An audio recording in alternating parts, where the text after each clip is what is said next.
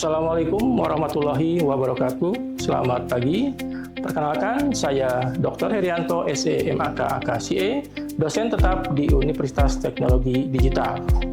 Saat ini, saya mengampu mata kuliah Akuntansi Keuangan Menengah yang merupakan mata kuliah wajib dengan bobot 3 SKS.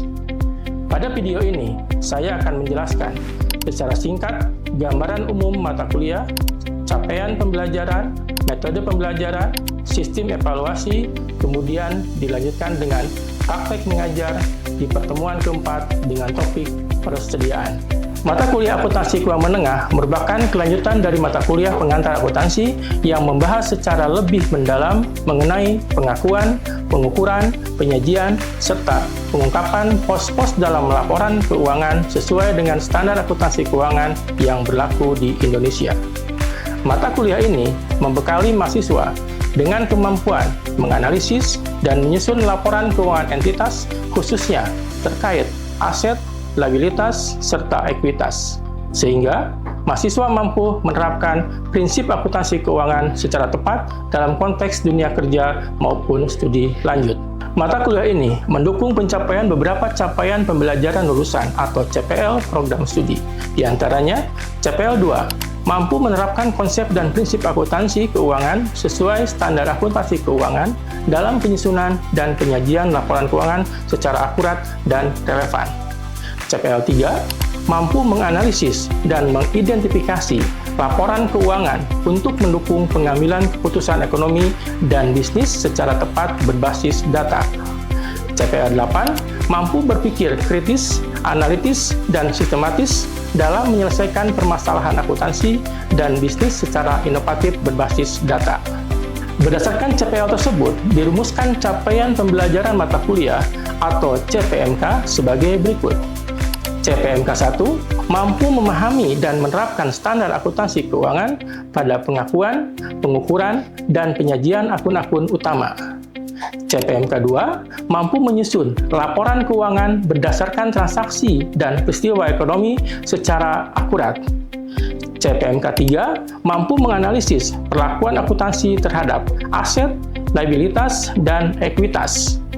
CPMK 4 mampu mengevaluasi dan menyelesaikan kasus akuntansi keuangan menengah sesuai standar yang berlaku.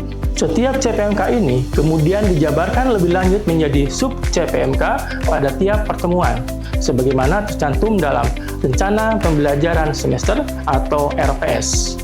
Materi inti yang akan kita bahas hari ini yaitu persediaan, secara khusus mendukung CPMK 1 dan CPMK 2. Dalam pelaksanaannya, mata kuliah ini menggunakan pendekatan pembelajaran student-centered learning dengan beberapa metode antara lain. 1. Ceramah dan diskusi untuk membangun pemahaman konsep dasar. 2. Studi kasus di mana mahasiswa menganalisis kasus real terkait pos-pos laporan keuangan. 3. Problem-based learning. Mahasiswa menyelesaikan soal-soal aplikatif penyusunan laporan keuangan. Dan terakhir adalah presentasi kelompok untuk melatih komunikasi dan kerjasama tim. Media pembelajaran yang digunakan meliputi LMS atau e-learning kampus, slide presentasi, studi kasus perusahaan real. Seluruh metode ini saya rancang mengikuti kerangka DIA, Delivery, Interaction, Assessment, sebagai penerapan konkret dari prinsip Student-Centered Learning. Delivery yaitu penyampaian materi dilakukan tidak hanya melalui ceramah, tetapi juga dilengkapi bahan ajar digital dan studi kasus, sehingga mahasiswa dapat mengakses dan mempelajari materi secara mandiri sesuai kecepatan belajar masing-masing. Interaction yaitu terciptanya interaksi dua arah antara dosen dan mahasiswa maupun antar mahasiswa melalui diskusi, tanya jawab, dan kerja kelompok, sehingga mahasiswa berperan aktif membangun pemahamannya sendiri, bukan sekedar menerima informasi secara pasif. Assessment yaitu penilaian dilakukan secara berkelanjutan dan autentik melalui tugas, studi kasus, serta partisipasi untuk memastikan proses belajar mahasiswa benar-benar terukur dan mendukung pencapaian CPMK. Dengan kerangka DIA ini, mahasiswa ditempatkan sebagai pusat dari proses pembelajaran, sementara saya sebagai dosen berperan sebagai fasilitator yang mendampingi proses tersebut. Evaluasi capaian pembelajaran mahasiswa dilakukan melalui beberapa komponen, yaitu 1. Tugas, kedua, evaluasi tengah semester, ketiga, evaluasi akhir semester, keempat, presensi, kelima, keaktifan dan attitude selama perkuliahan. Seluruh komponen penilaian ini dipetakan langsung terhadap capaian CPNK yang telah ditetapkan, guna memastikan proses evaluasi yang valid dan akuntabel. Mari kita saksikan video pembelajaran berikut. Assalamualaikum warahmatullahi wabarakatuh. Waalaikumsalam warahmatullahi wabarakatuh. Ya, baik, sebelum kita bahas materi hari ini, saya absen dulu ya. Yang pertama, Denny Setiawan, hadir Pak. Kemudian Indri Nur Ahmad Munawir. Iya. Naswa Dwi Nuratsmi. Berikutnya Intan Dwi Seyoda Salimah Sinawan. Kemudian Jihan Haryani.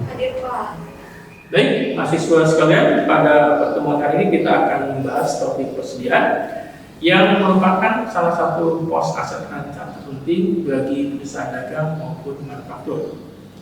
Setelah mengikuti sesi ini, saudara diharapkan mampu menjelaskan pengertian dan ruang lingkup persediaan, kemudian membedakan sistem pencatatan persediaan, perpetual, dan periodik.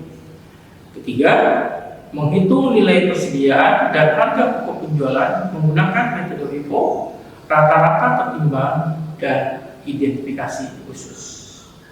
Dan terakhir, menyajikan persediaan dalam laporan keuangan sesuai SAK 14 tentang persediaan. Coba kita renungkan, bagaimana jika sebuah toko tidak mencatat persediaannya dengan tepat?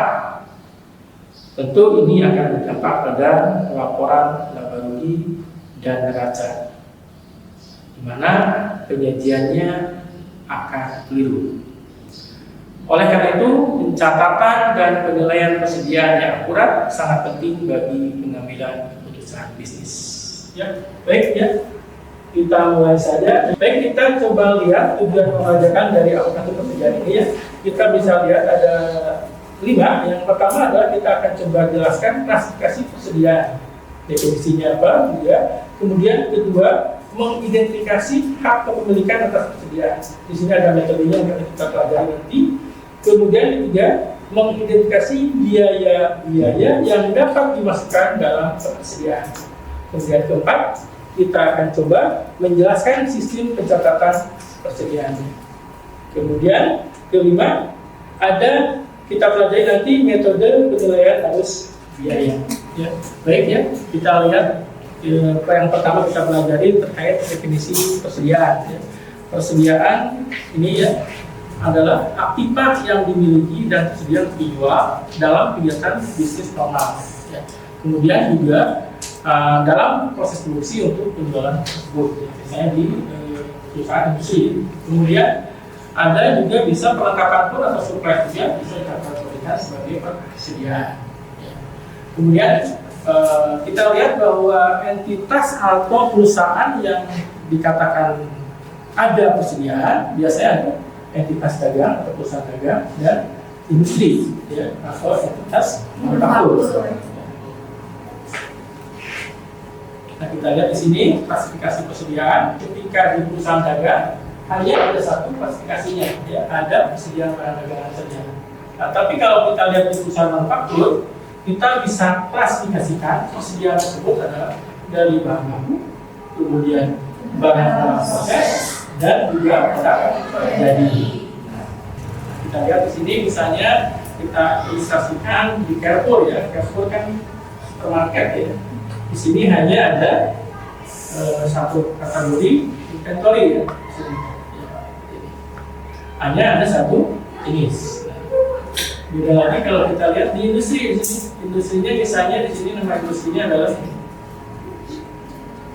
Kita lihat di laporan pos keuangannya ada 3 kategori ya tadi. Yang pertama ini raw material atau bahan baku, kemudian moving process atau barang dalam proses, kemudian ada finished goods atau barang jadi. Ya.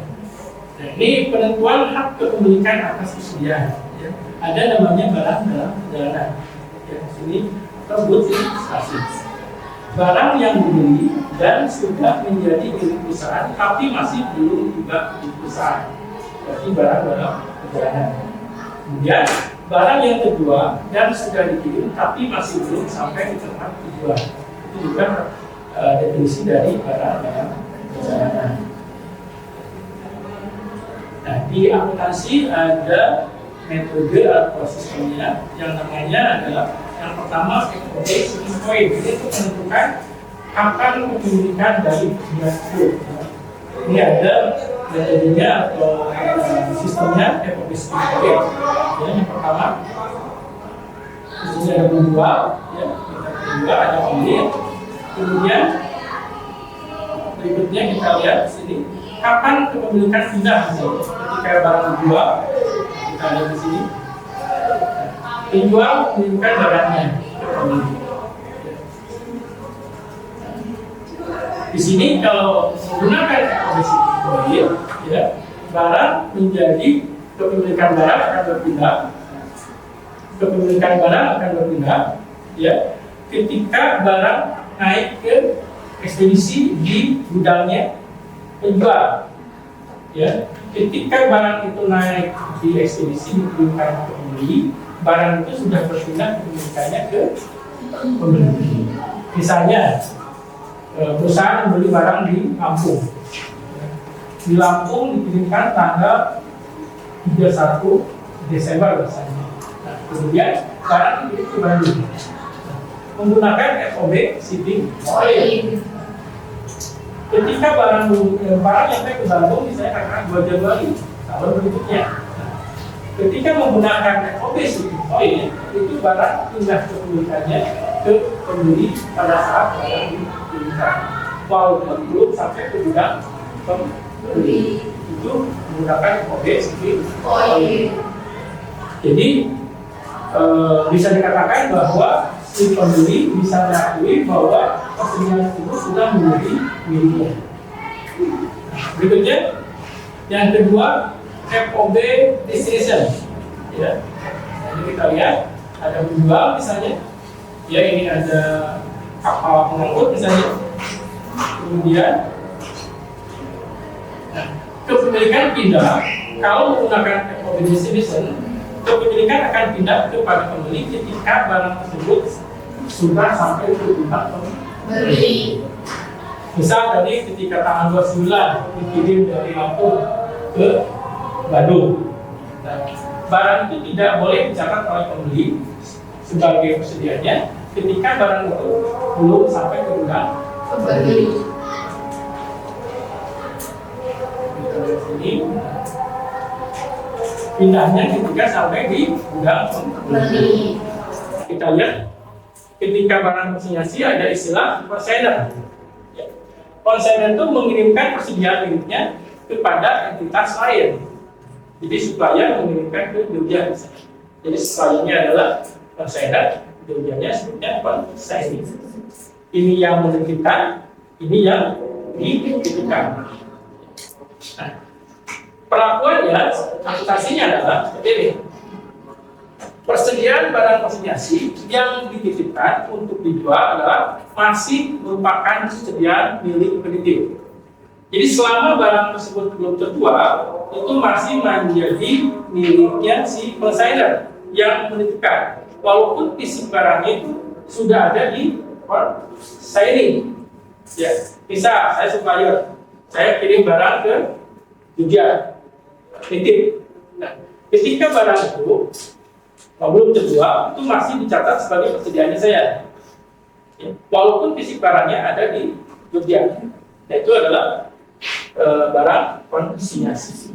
Nah, kapan diakui atau katakanlah berpindah kepemilikannya? Itu ketika barang tersebut terjual. Nah, ketika barang tersebut terjual, ada mekanisme jurnalnya, diakui sebagai pembelian dulu oleh Jogjanya misalnya, dan langsung diakui sebagai penjualan. Kemudian dari sisi konsener juga diakui langsung sebagai penjualan ke Jogja. Ini yang barang konsinyasi. Kemudian kita lihat berikutnya ya. Entitas D menerima faktur penjualan dari entitas A. Jadi konsinyasi kan yang diisi dan akan mencatat sebagai sebagai pembelian. Ya. Maka di jurnal kalau menggunakan metode perpetual, debitnya adalah persediaan, kemudian lawannya adalah kas atau saham. Selanjutnya, entitas D mencatat penjualan barang konsinyasi ke pihak ketiga. Misalnya kan seperti ini, katakanlah Jogja tadi ya. Jogja kan dibeli oleh entitas A, B-nya adalah Jogja. Barang terjual ke customer ya. Nah, di Jogjanya akan dijual seperti ini, jangan sebagai pembelian, langsung dijual sebagai penjualan ke customer biasa, ke usernya. Jumlahnya kas misalnya 1.200.000, penjualan 1.200.000. Karena kan kita menjualnya 1.200.000. Kemudian beban pokoknya, nah beban pokoknya bagi konsinyasi atau Jogja adalah 1.080.000 ya, karena sisanya 120.000 sebagai komisi. Maka akan dijumlah beban pokok penjualan pada persediaan. Itu ya. Jadi kapan kepemilikan persediaan bisa diakui itu tertentu misalnya ada apakah syaratnya season atau volume. Kemudian ada istilah barang konsinyasi. Berikutnya kita coba bahas ya sistem pencatatan persediaan. Sistem pencatatan persediaan ya. Di sini ada ya dua ya, sistem pencatatan periodik dan penjualan. Di sini yang membedakannya nanti terkait jumlah yang akan dilakukan oleh masing-masing yang menggunakan sistem periodik atau penjualan. Kita akan lihat dulu yang pertama, sistem pencatatan periodik. Pembelian persediaan dicatat dengan mendebit pembelian. Ya, ketika perusahaan tersebut menggunakan sistem periodik, ketika dia melakukan pembelian, maka debitnya adalah akun pembelian. Dan mengkredit bisa jadi kalau pembelian cash berarti kas atau tunai. Kalau pembeliannya kredit berarti muncul utang usaha. Kemudian yang kedua, penjualan juga tidak mengkredit persediaan ketika secara fisik persediaan keluar. Ya. Penjualan juga tidak mengkredit persediaan ketika secara fisik persediaan keluar. Jadi kalau menggunakan metode catatan periodik ya, ketika barang tersebut terjual pun tidak mengkredit akun persediaan. Dan terakhir, dengan menggunakan sistem catatan periodik itu diharuskan di akhir periode itu ketika kita akan membuat laporan keuangan itu wajib melakukan stock of name atau menghitung persediaan akhir periode. Ya, tentunya ini merupakan harga pokoknya atau harga pokok penjualan. Contoh, di sini ada transaksi misalnya entitas membeli persediaan senilai 10 juta secara BD tanggal 13 Mei dan pada tanggal 14 Mei dijual secara tunai seharga 12.300.000. Nah, kita lihat tanggal 13 Mei berarti ini adalah transaksi pembelian secara kredit menggunakan metode atau sistem catatan periodik. Akun yang didebitnya adalah akun pembelian. Karena secara kredit muncul utang usaha ya, 10 juta. Ketika dijual, ini tanggal 14 Mei dijual, harganya 12.300.000 secara tunai. Langsung debitnya kas dan di sebelah kirinya adalah pendapatan penjualan atau juga biasanya cukup dengan akun penjualan sebesar 12.300.000. Di sini tidak kelihatan penggunaan dari akun persediaan. Ketika beli kita tidak menggunakan akun persediaan, ketika jual pun tidak menggunakan akun persediaan. Berikutnya kita lihat Yang kedua, sistem pencatatan perpetual. Nah, di sini pembelian barang dagangan dijual untuk dijual atau pembelian bahan baku untuk diproduksi didebit di persediaan. Nah, yang membedakan di sini ya, ketika menggunakan perpetual, ketika melakukan pembelian barang dagangan atau bahan baku itu didebit ke akun persediaan, bukan akun pembelian. Kemudian ada biaya transportasi masuk. Nah, ini pun ketika ada biaya transportasi akan didebit ke persediaan. Nah, ada retur misalnya, retur pembelian. Ini sebagai pengurangan harga dan diskon pembelian. Nah, ini pun dikredit ke persediaan, bukan akun terpisah. Jadi ketika ada retur atau ada misalnya pengembalian barang, itu kita debitnya tetap ke akun persediaan, mengurangi akun persediaan. Kemudian ketiga, beban pokok penjualan diakui untuk setiap penjualan dengan mendebit beban pokok penjualan dan mengkredit persediaan. Jadi ketika berjual itu ada dua jurnal ya. Yang pertama pengakuan penjualannya, misalnya khas pada penjualan. Kedua langsung kita jurnal keduanya adalah beban pokok penjualan pada persediaan. Contoh transaksi ya, kita lihat di sini ketika menggunakan metode perpetual ya. Transaksinya sama tadi ya, dibeli tanggal 13 Mei ya. Debitnya kita langsung menggunakan atau menambah akun persediaan. Nah, lawannya adalah hutang besar. Ketika dijual, kalau menggunakan metode debit kan hanya ada satu jurnal. Nah, ketika menggunakan metode pencatatan perpetual ada dua jurnal ya, khas pada pendapatan penjualan sama beban pokok penjualan. Ini sebesar harga jualnya, ini sebesar harga pokoknya ya, atau harga beli barang tersebut. Jadi untuk metode pencatatan penjualan ada dua ya, seperti bahwa ada metode deskriptif dan metode nanti kita bisa bedakan bagaimana menjurnal ketika pembeliannya dan penjualannya dan lain sebagainya terjadi. Selanjutnya ya, masuk ke berikutnya kita lihat di sini ada arus biaya atau metode penilaian persediaan ya. Di sini kita bisa lihat ya, ada tiga metode. Metode rata-rata terkembang, metode masuk pertama, keluar pertama atau pokok, ya, first in first out, sama ada identifikasi khusus. Sebetulnya dulu ada namanya metode LIFO, ya, last in first out, tapi sekarang sudah tidak pernah digunakan, apalagi kalau dari sisi perpajakannya. Jadi hanya boleh menggunakan tiga metode ini, ya, metode rata-rata terkembang, kemudian metode masuk pertama, keluar pertama atau MPKP, dan identifikasi khusus. Kita lihat ya untuk contoh transaksinya ini ya, untuk metode rata-rata tertimbang dan MPKP ya. Nah, ini ya. Misal tadi ada saldo awal kita bahas sedikit ya, ini. Saldo awalnya adalah 18 juta. Secara unit adalah 15 unit. Berarti kan harga per unitnya 1.200.000. 8 Januari di sini ada penjualan.